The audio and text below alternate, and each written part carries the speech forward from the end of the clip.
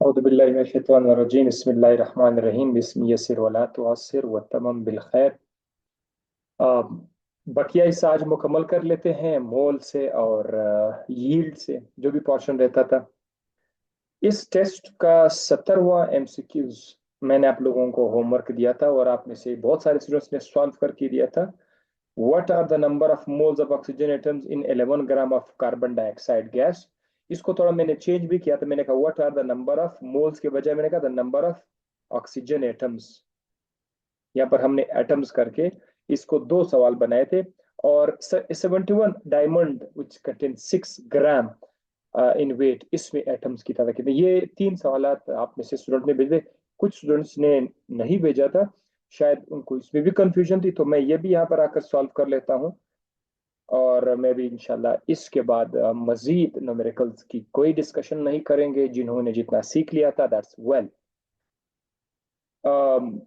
Number of moles of oxygen atoms in number of moles of oxygen atoms in 11 gram of carbon dioxide. पहले इसकी तरफ आते हैं। इसमें हमसे क्या मांग रहे हैं? हमें मास दिया हुआ है कार्बन डाइऑक्साइड का, गिवन मास दिया हुआ है। ये जो 11 ग्राम है ये आपका गिवन मास है। गिवन मास कार्बन डाइऑक्साइड का गिवन मास है। और कार्बन डाइऑक्साइड का जो मोलर मास है वो जो हमेशा हमें पता होता है, मोलर मास, इसमें 12 मास कार्बन का है, 32 जो है वो कार्बन डाइऑक्साइड ऑक्सीजन का है, 32। तो अगर आप फॉर्म करोगे तो ये आ जाएगा 4 and 4, 44 ग्राम पर मोल। ये हो जाएगा मोलर मास कार्बन डाइऑक्साइड का। तो number of moles of oxygen atoms, अब ये एटम्स इधर लिखा हुआ है ना, ऑक्सीजन एटम, यानी ऑक्सीजन जो एटम है उसके मोल्स कितने हैं। तो उसके लिए हम लोग क्या करेंगे, कार्बन डाइऑक्साइड का ही मोल निकालेंगे। हालांकि उन्होंने पूछा नहीं है कि number of moles of carbon dioxide, उन्होंने कार्बन डाइऑक्साइड का मोल नहीं पूछा है, लेकिन वो हमसे क्या मांग रहे हैं, ऑक्सीजन के एटम्स का मोल। तो स्टूडेंट सोचेंगे कि सर ऑक्सीजन का मोल हम तभी फाइंड करेंगे जब ऑक्सीजन का मास दिया गया हो। तो कोई मसला नहीं है।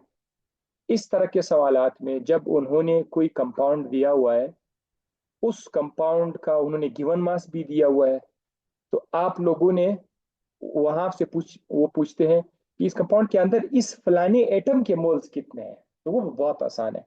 तो फिर भी आपने करना क्या है, आप एटम के पीछे आप पहले उस कंपाउंड का मोल फाइंड करें, फिर अंदाजा लगा लेते हैं। सो कार्बन डाइऑक्साइड का मोल कितना है, हम लोग लिख देंगे moles of carbon dioxide is equal to, given mass carbon dioxide का कितना है, 11 ग्राम है, और मोलर मास है 44 ग्राम पर मोल। ठीक है, ये उसका मोलर मास है। अगर आप इसको सॉल्व करेंगे तो कितना आंसर आ जाएगा, जरा चेक कर दे आप लोग इसको अपने कैलकुलेटर से, जल्दी जल्दी से मुझे बता दे, शाबाश। ये मेरे ख्याल में 0.25 बनता है, समथिंग लाइक दिस। चेक करो आप लोग भी इसको। 0.25 मोल्स ऑफ CO2। ये आ गया। अच्छा, आप में से किसी का जवाब भी आ गया। यस, 0.25। यस, ठीक है ठीक है।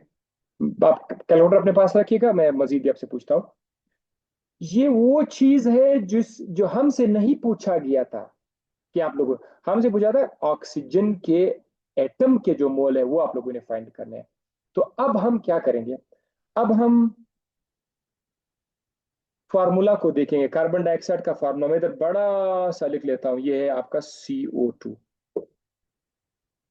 पहला जो इंफॉर्मेशन है, जो नोन है, मालूमात जो पहले से नोन है, मालूमात मालूमात मालूमात जो पहले से पहले से हमें मालूम है, पहले से हमें मालूम है, छेड़छाड़ नहीं हुई है, वो ये है कि इस कार्बन डाइऑक्साइड में अगर कार्बन डाइऑक्साइड का 1 मोल हो जाए, अगर 1 मोल CO2 हो जाए, मैं इधर इफ भी लिख लेता हूं, अगर इफ 1 मोल ऑफ CO2 का फार्मूले में देखो, तो फिर इसमें हम लोग ये दिखाएंगे कि इसमें कार्बन कितना है, कार्बन, कार्बन भी 1 मोल है, 1 मोल ऑफ कार्बन।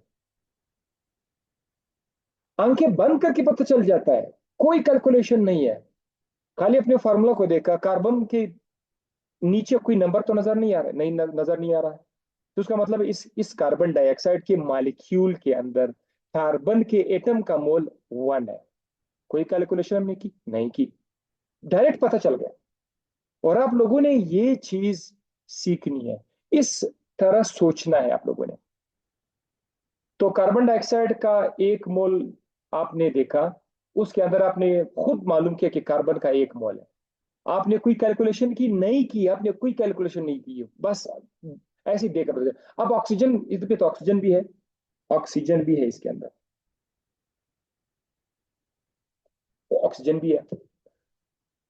ऑक्सीजन के जो मोल्स है, हम दो तरीकों से इसको अभी, दो तरह से हम देख सकते हैं। आया वो ऑक्सीजन के एटम की बात हो रही है, ऑक्सीजन के एटम की बात हो रही है, या ऑक्सीजन के मॉलिक्यूल की बात हो रही है।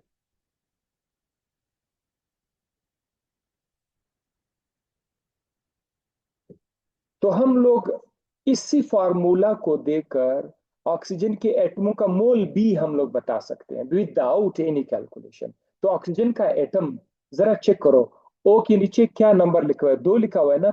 ये जो 2 है, ये अब आप लोग आगे मत बोलो 2 मोल्स, हालांकि 2 ऑक्सीजन एटम्स हैं, लेकिन आप लोग बोलो 2 मोल्स, क्योंकि आपने पूरा कार्बन डाइऑक्साइड ही 1 मोल लिया था। पूरा कार्बन डाइऑक्साइड जब आपने 1 मोल लिया हुआ है, तो बस उसमें ऑक्सीजन के 2 मोल्स आएंगे। ऑक्सीजन एटम्स के कितने मोल्स आएंगे? 2 मोल्स। और अगर वो कहते हैं ऑक्सीजन गैस O2, तो फिर उसका ऑक्सीजन गैस का 1 मोल है। ऑक्सीजन मॉलिक्यूल को अगर देखा जाए, अगर अगर एज ऑक्सीजन मॉलिक्यूल देखा जाए, तो फिर 1 mole of oxygen molecule is there. और अगर ऑक्सीजन एटम देखा जाए, तो फिर 2 mole oxygen atom is there. अब ये मालूमात हमें कहाँ से मिली? ये सिर्फ कार्बन डाइऑक्साइड के फार्मूले को देखकर हमें पता चला। ये तो वो बातें हैं जो नोन है, मतलब इसमें आपने कोई कैलकुलेशन नहीं की। कल को मैं आपके सामने कोई भी कंपाउंड लिख दूं, तो इंशाल्लाह आप लोग उसकी इस तरह की पहले से मालूम शुदा मालूमात आप फाइंड कर पाएंगे। मैं आपके सामने लिख लेता हूं SO3, सपोज करते मैं कहता हूं SO3। तो मुझे 100% यकीन है कि जितने स्टूडेंट्स मुझे इस वक्त सुन रहे हैं, वो मुझे बता सकते हैं कि अगर अगर मैं इसको 1 मोल ले लूँ, 1 मोल ऑफ SO3, अगर मैं इधर एक वो ले लूँ, तो आप लोग मुझे बता सकते हैं कि इसमें सल्फर के मोल्स कितने हैं, ऑक्सीजन के मोल्स कितने, बड़े आराम से बता सकते हैं। सल्फर का कितना मोल्स है? शाबाश बताओ, सल्फर बताओ। How many moles are there in sulphur? Sulphur atom के कितने मोल्स हैं? चेक करो जरा, बताओ जल्दी बताओ, शाबाश। है शाबाश है। Okay, good good good, perfect. बस हो गया, इतना सा हो गया, ठीक है ठीक है। अब अगर मैं आपसे पूछूं कि इसके अंदर ऑक्सीजन के कितने मोल्स हैं, ऑक्सीजन एटम की मैं बात करूंगा, ठीक है, एटम, ऑक्सीजन एटम कितने मोल्स हैं? शाबाश। 3 3 3 3 3 3, बिल्कुल परफेक्ट, आप लोगों को जवाब बिल्कुल दुरुस्त है। अब सोच क्या आ रहा है, ऑक्सीजन के 3 मोल्स हैं, मतलब ये चीज भी हमने आप आज सीख लिया। फार्मूला को देकर अगर पूरा फार्मूले में वो चीज आपने 1 मोल लिया हुआ है, तो उसमें एटमों का मोल्स हम लोग के पास 1 मोल सल्फर है, 1 मोल ऑक्सीजन। इस तरह आप लोगों के पास मैं ये मिटा लेता हूँ, सपोज मैं ये मिटा देता हूँ, ये मैं मिटा देता हूँ। अब फिर से अगर मैं ग्लूकोज ले लूँ, ग्लूकोज का फार्मूला है C6H12O6। एक ग्लूकोज का फार्मूला है, एक बड़ा सा कंपाउंड है, मॉलिक्यूल है। अब अगर मैं इसको 1 मोल ले लूं, मैं इसके सामने 1 नहीं लिखा जाता, लेकिन अगर ये 1 मोल है, तो आप लोग विदाउट एनी कैलकुलेशन आप लोग बता सकते हैं कि इसमें कार्बन के कितने मोल्स है। कार्बन का जो एटम है, कार्बन के कितने मोल्स है? 6 मोल्स है, सब के सब बताएंगे। हाइड्रोजन कितने मोल्स है? 12 मोल्स है। ऑक्सीजन कितने मोल्स है? 6 मोल्स है। तो ये वाले मोल्स फार्मूला को देकर हम लोग खुद ही फाइंड कर सकते हैं, वो तो बहुत आसान है। लेकिन ये पता है कब आप लोगों ने किया? जब आप लोगों को दिया था कि ये 1 मोल है। लेकिन जब छेड़छाड़ करेंगे, छेड़छाड़ का मतलब ये है कि वो कहते हैं कि यार ये जो ग्लूकोज है या ये जो कार्बन डाइऑक्साइड है, ये इतना ग्राम है, तो फिर क्या करोगे? फिर आपने थोड़ा सा बस चेंज लाने। वो किस तरह से? जैसे अभी मैं ये सारा ड्रामा यहाँ से मिटा देता हूँ, ये मिटा देता हूँ।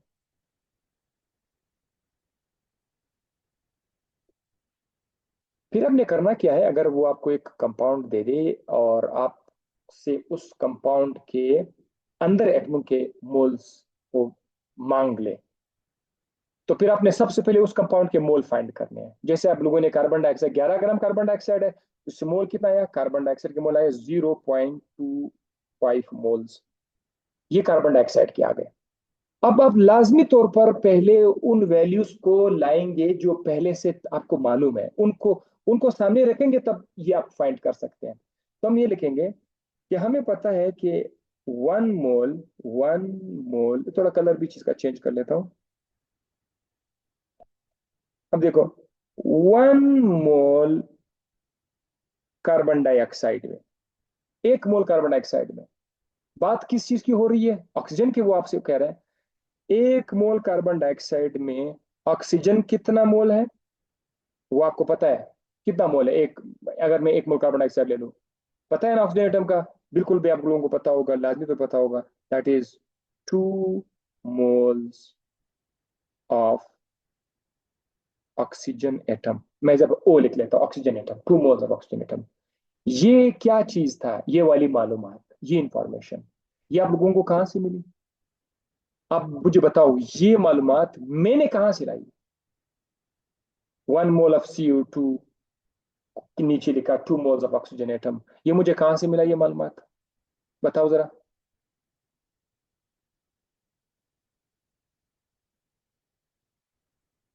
From the formula, exactly, formula को देखकर हमने बना लिया।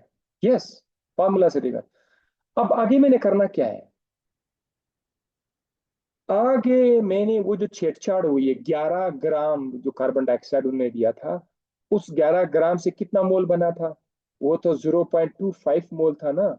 तो अब मैं यहाँ पर छेड़छाड़ की बात करें, 0.25 moles, 0.25 moles of carbon dioxide, 0.25 moles of carbon dioxide.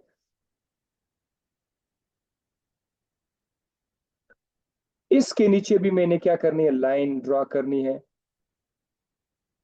0.25 mole of carbon dioxide से अब जितने ऑक्सीजन के मोल बनेंगे वो हम लोग यहाँ पर एक्स लिख देंगे। बस ये काम आपने करना था, ये खुद ही आपने छोड़ दिया यार, ये मेरे पास खुद आ जाएगा। तो चार चीजें हैं, चार चीजें हैं लेफ्ट साइड पर, दो लेफ्ट साइड पर है, दो राइट साइड पर है। तीन चीजें पहले से मालूम है, चौथा चीज बहुत खुद आसानी से आ जाएगा। अगर आपने एक्स फाइंड किया तो आपका एक्स जो है वो क्या होगा, वो मोल्स ऑफ ऑक्सीजन एटम होगा, मोल्स ऑफ ऑक्सीजन एटम होगा। सो अगर हम लोग इसको इस तरह से क्रॉस कर देंगे, एक्स 1 के साथ मल्टीप्लाई हो जाएगा और ये 2 जो है 0.25 के साथ मल्टीप्लाई हो जाएगा। तो X is equal to 0.25 multiply by 2। इसका आंसर क्या आ जाएगा? 0.50। ये जो 0.50 है, ये आपका क्या है, ये आपका मोल्स ऑफ ऑक्सीजन एटम्स है। बस हमेशा आपने यही काम करना है। उन्होंने 11 ग्राम, उन्होंने कोई कंपाउंड का ग्राम दिया था, बस आपने सिर्फ वो ग्राम को मोल में कन्वर्ट करना था। क्योंकि right side of the equation बन ही नहीं रहा था जब तक आप वो 11 ग्राम कार्बन डाइऑक्साइड को मोल में कन्वर्ट ना करते।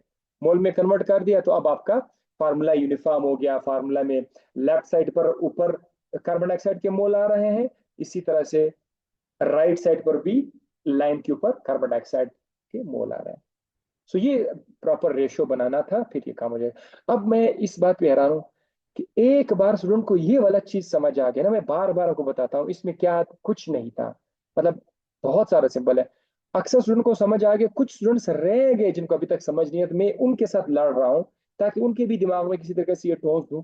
लेकिन क्या करे, अगर कोई स्टूडेंट इस पर खुद ही से इंटरेस्ट नहीं ले रहा, या उसने ट्रस्ट खो दिया, उसका जो वो है क्या कहते हैं, मोटिवेशन है, वो खत्म हो गई, तो फिर वो क्या कर सकते हैं, वो तो नहीं कर सकता। ठीक है, तो ये जवाब आपका आ गया, number of moles of oxygen atoms in 11 gram CO2 gas, answer आ गया 0.50 मोल्स आ गया। इसी सवाल को मैंने थोड़ा चेंज भी किया था। मैंने कहा था कि अगर इस सवाल को हम चेंज करें, number of oxygen atoms in 11 gram of CO2, फिर आप क्या करोगे, number of oxygen atom in 11 gram of CO2। Number of, अच्छा इसको, हाँ जी, चलो उधर वो दूसरा सवाल है। अब अगर आपने number of oxygen atom find करने हैं साथ साथ इसी तरह इसी सवाल के अंदर, या आपसे सवाल पूछा जाए कि नहीं मुझे ऑक्सीजन के मोल नहीं मुझे एटम चाहिए, तो भाई आपके पास और क्या चाहिए? नंबर ऑफ एटम्स के लिए हमें हमेशा क्या चाहिए? किसी भी चीज के नंबर ऑफ एटम्स के लिए नंबर ऑफ एटम्स का जो फार्मूला है इज इक्वल टू किसी भी चीज का नंबर ऑफ एटम्स या पार्टिकल, उसी चीज का मोल्स, उसी चीज का मोल्स, यानी ऑक्सीजन के एटम की बात करें तो ऑक्सीजन के मोल्स मल्टीप्लाई बाय एवोगाद्रोस नंबर।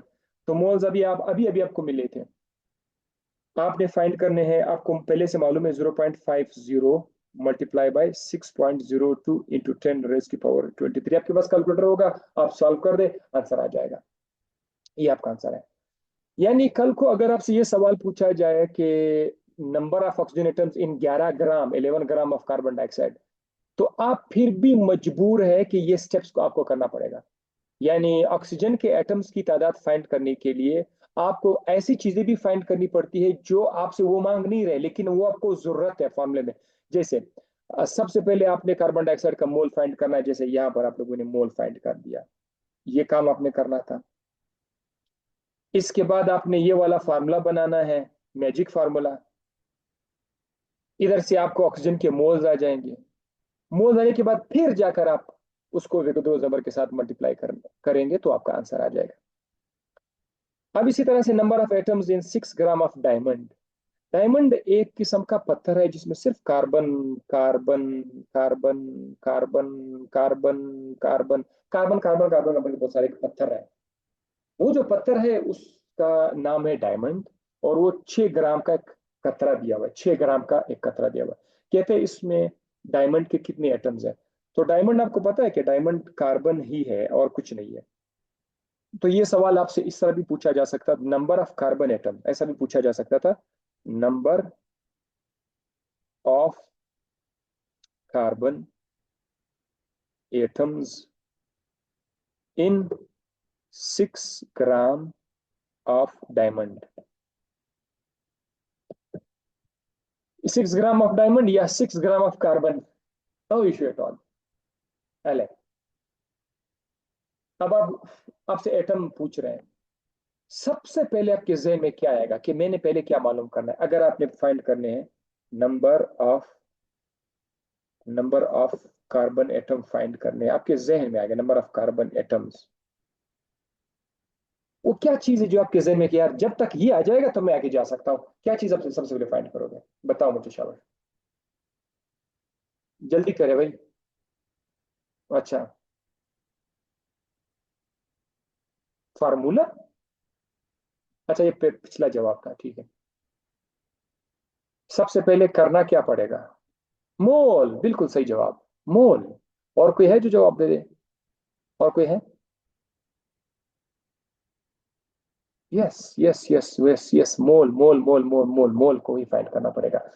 तो mole, number of carbon atoms का मोल फाइंड करने के लिए आपका जहन आपका दिमाग खुद आपको बोले कि यार मोल फाइंड करने के लिए आपको चाहिए गिवन मास चाहिए है।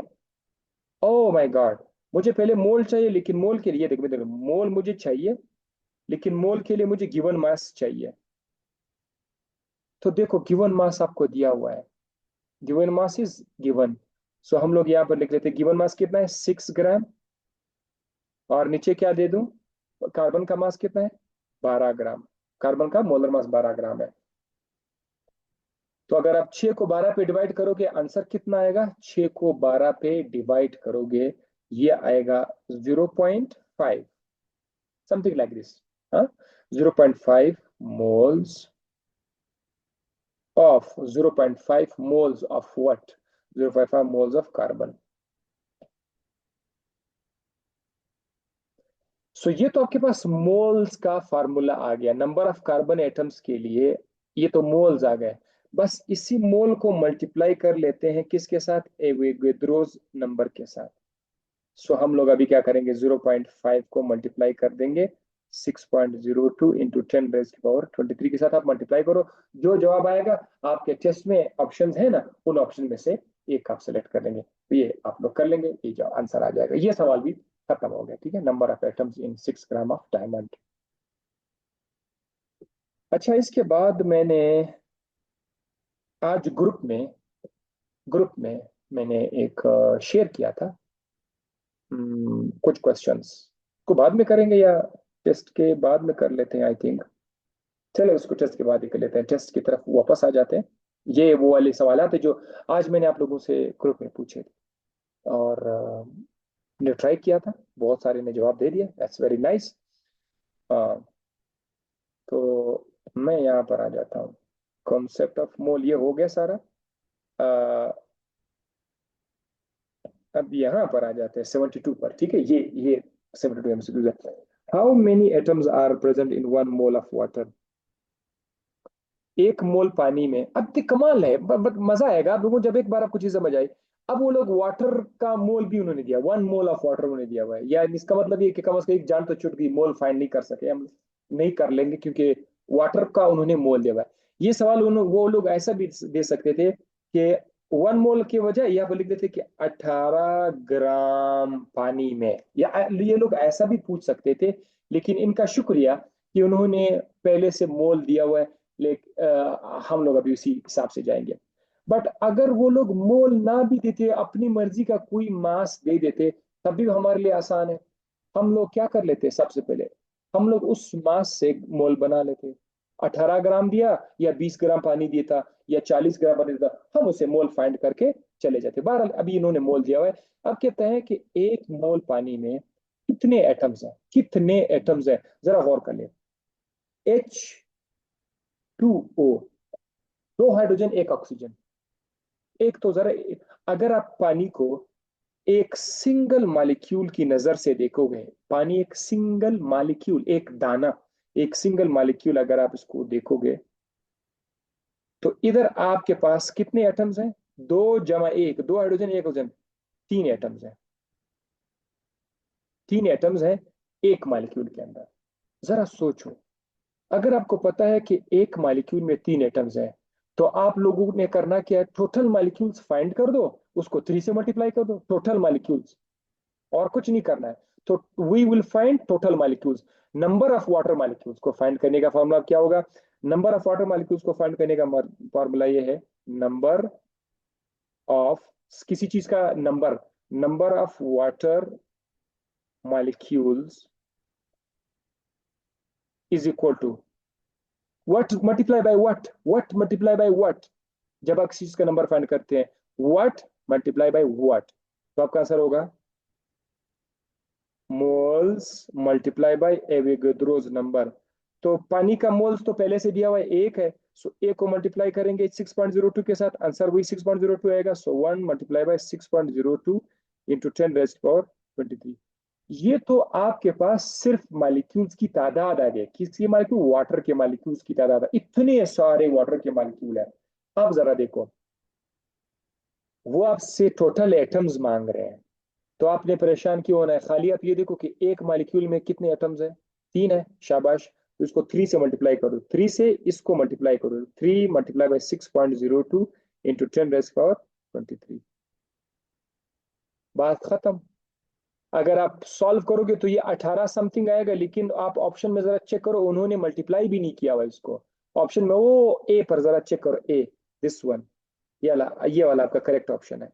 3 मल्टीप्लाई बाई 6.02, ये टेस्ट बनाने वालों की मर्जी है। अगर उन्होंने सिर्फ थोड़ा सा दिया हुआ है तो आप वही करोगे, या उन्होंने पूरा कैलकुलेट करके दिया हुआ है तो आप उसी हिसाब से चले जाओगे। अब यहाँ पर अगर 18 नहीं है, तो 3 मल्टीप्लाई बाई 6.02 तो है, उन्होंने उसको मल्टीप्लाई नहीं किया हुआ था, ठीक है। अच्छा, मैं आप लोगों को अभी एक और सवाल देता हूँ, मुझे नहीं भेजना आप, ठीक है, क्योंकि मैं पिछले एक हफ्ते से मुसलसल आप लोगों का, सारे काउंसलर का, आप लोगों के सवाल देखते, हर स्टूडेंट को रेस्पॉन्ड करता हूँ, जवाब देता हूँ। अब बाकी आप लोग खुद कर लें। ये जो 18 नहीं, ये जो 1 मोल पानी उन्होंने दिया हुआ है, मैं इस सवाल को चेंज करके आप लोगों के लिए देता हूँ। वो जरा देखें, अगर आपसे पूछे कि 90, अगर आपसे पूछे कि 90 ग्राम ग्लूकोज में, 90 ग्राम ग्लूकोज में, 90 ग्राम ग्लूकोज में टोटल कितने एटम्स हैं?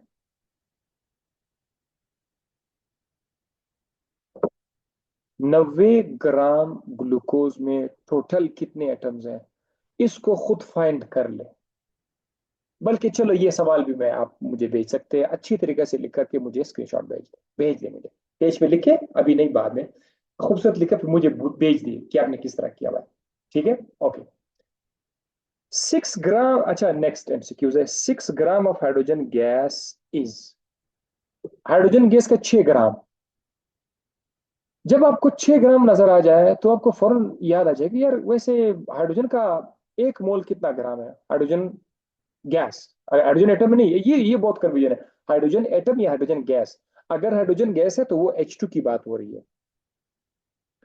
अगर हाइड्रोजन एटम है तो वो जस्ट H की बात हो रही है।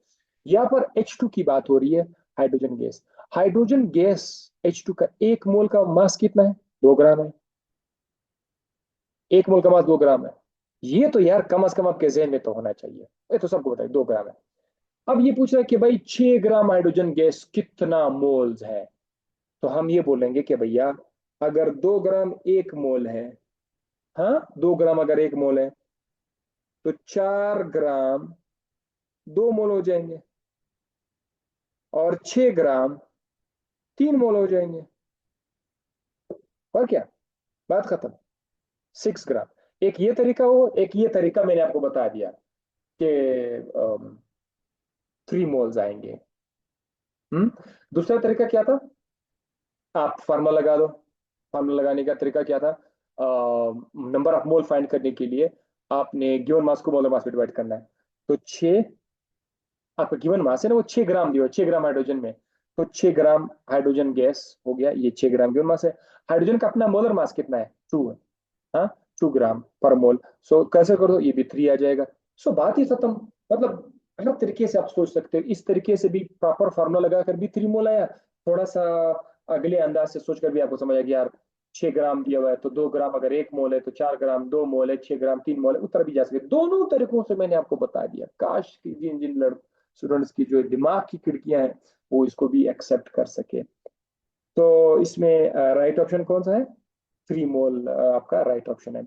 Which element cannot be analyzed directly by combustion analysis? मैंने आप लोगों को कंबशन एनालिसिस बता चुका हूं कि कंबशन एनालिसिस में एक भट्टी की तरह चैम्बर होता है, उसमें किसी कंपाउंड को डाल दिया, खासकर वो कंपाउंड में कार्बन हाइड्रोजन ऑक्सीजन हो, सिर्फ उसको डाला जाता है। और फिर उससे कार्बन डाइऑक्साइड प्रोड्यूस होगा, पानी प्रोड्यूस होगा।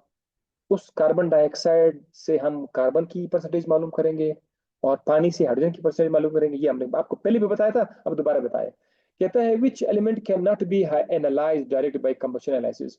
कंबशन एनालिसिस से किस किस एलिमेंट को हम लोग फाइंड नहीं कर सकते हैं? हम जो फाइंड कर सकते हैं कार्बन हाइड्रोजन ऑक्सीजन है। तो इसके अलावा जो भी आ जाए वो हम फाइंड नहीं कर सकते।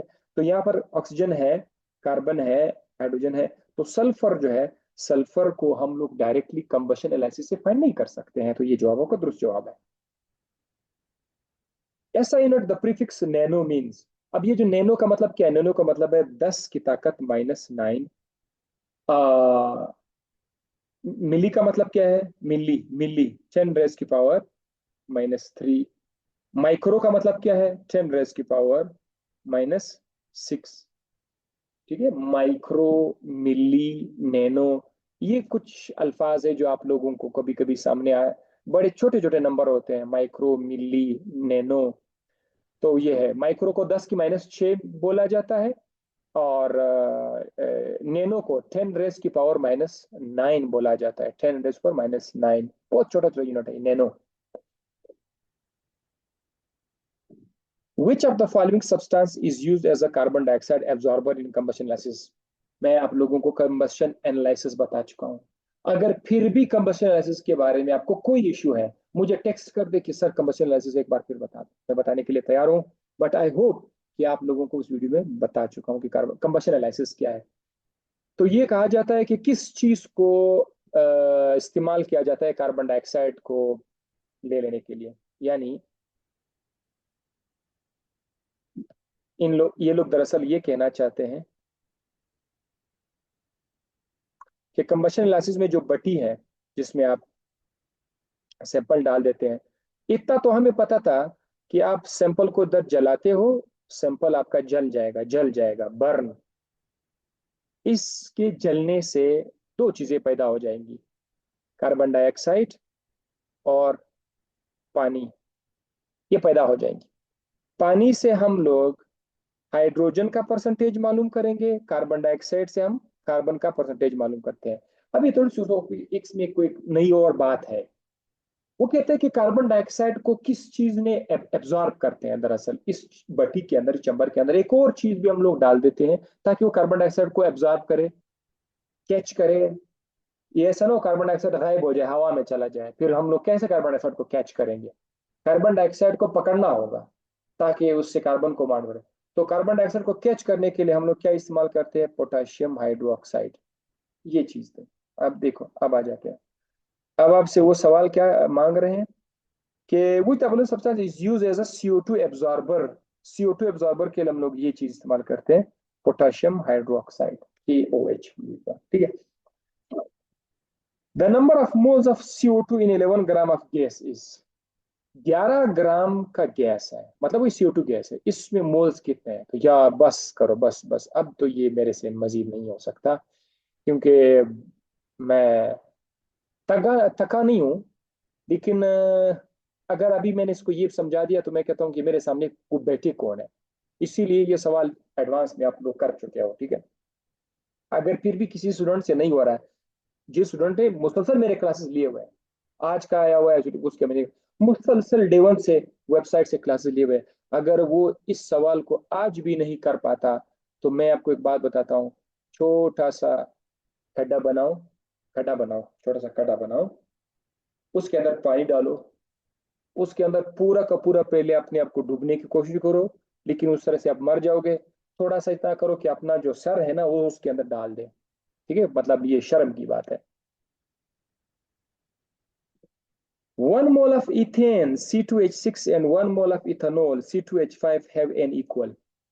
ये बड़ा अच्छा सवाल है, conceptual conceptual. Umar Farid is this man?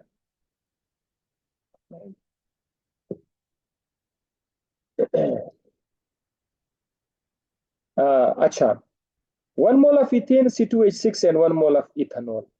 Ethane का फार्मूला जरा देखो, इथेन का फार्मूला C2H6, कंपाउंड है, और इथेनॉल का फार्मूला है C2H5OH।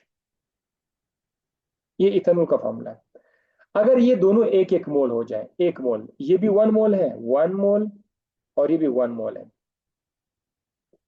तो फिर इनमें क्या चीजें सेम हो सकती है? अब जरा उन्होंने ऑप्शन दिया, very very lovely question, very conceptual question. Number of molecules इनके सेम होंगे, नंबर ऑफ मॉलिक्यूल्स इनके सेम होंगे या नहीं?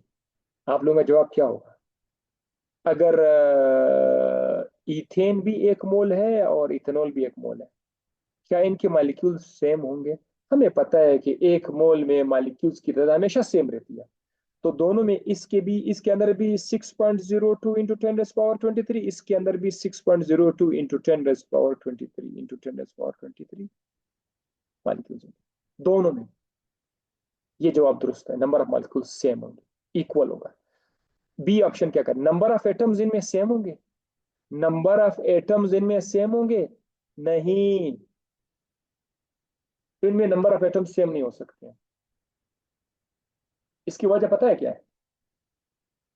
एक मोल, एक मॉलिक्यूल में अगर आप देखिए, एक मॉलिक्यूल में आप देखो, इथेन के एक मॉलिक्यूल में 6 हाइड्रोजन है, 2 कार्बन है, 6 और 2 8। इथेनॉल में एक मॉलिक्यूल के अंदर 5, 6, 7, 8, 9 एटम्स हैं, उधर 9 एटम्स, इधर 8 एटम्स हैं। तो इनके एटम सेम नहीं हो सकते हैं। मॉलिक्यूल्स दोनों की सेम हो सकते हैं, इनके एटमों की तादाद बिल्कुल डिफरेंट आएगा, सो एटम्स नहीं है। नेक्स्ट ऑप्शन पे वो क्या करे, नंबर ऑफ इलेक्ट्रॉन्स, नहीं, नंबर ऑफ इलेक्ट्रॉन्स भी इन दोनों में डिफरेंट होंगे। और क्या कह रहे हैं, मास, दोनों का मास डिफरेंट होगा। अगर ये एक एक मोल है, एक एक मोल में पार्टिकल्स की तादाद सेम रहती है, पार्टिकल्स की तादाद मतलब मॉलिक्यूल्स की तादाद सेम रहती है, एटम्स की तादाद इसमें डिफरेंट हो जाएंगी, और इनका मास भी डिफरेंट होगा। C2H6 का 1 मोल का मास अगर आप ले ले तो दो कार्बन है 12 और 6, 12 और 6, 2 कार्बन 24 और 6, 30, 30 ग्राम इसका मास आएगा 1 मोल का, ग्राम पर मोल 30 आएगा।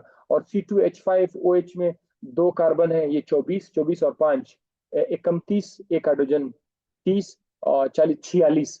इसका 1 मोल का मास 46 ग्राम आएगा, इसका 1 मोल का मास 30 ग्राम आएगा। क्या बात है, जबरदस्त होगी। ठीक है, नेक्स्ट की तरफ जाते हैं। What is the number of protons in one molecule of SO3। एक मॉलिक्यूल दिया हुआ है, सिर्फ एक मॉलिक्यूल बस। अब आप लोगों को पहले, एक मॉलिक्यूल है SO3, इसमें प्रोटॉन्स की तादाद कितनी है? तो बस आपने सिर्फ ये देखना है, सल्फर से पीरियोडिक टेबल में जाके पूछना है कि सल्फर भाई आपका एटॉमिक नंबर क्या है। सल्फर बोलेगा कि भाई मेरा जो एटॉमिक नंबर है वो है 16, 16, यस, ये मेरा एटॉमिक नंबर 16 है। ऑक्सीजन को बोलो कि आपका एटॉमिक नंबर कितना है, वो बोलेगा मेरा एटॉमिक नंबर तो 8 है। तो ऑक्सीजन 3 है, तो 8 multiply by 3 is equal to 24 proton इधर आ गए। 24 प्रोटॉन, 16 प्रोटॉन इसके अंदर है। 24 और 16 कितना आएगा, 40 आएगा। तो इसका मतलब ये है कि इसके अंदर 40 प्रोटॉन है। ये कोई वो नहीं था, आपको कंफ्यूज हो जाएंगे। अच्छा, इस तरह के एमसीक्यूज में आप लोग बाकी तरफ अब लोग सोच लो, अगर आपसे इधर पूछा जाए कि number of protons in one molecule of SO3 दिया हुआ है, अगर वो कहते कि वन मॉलिक्यूल ऑफ H2O, फिर आप क्या बोलते हैं?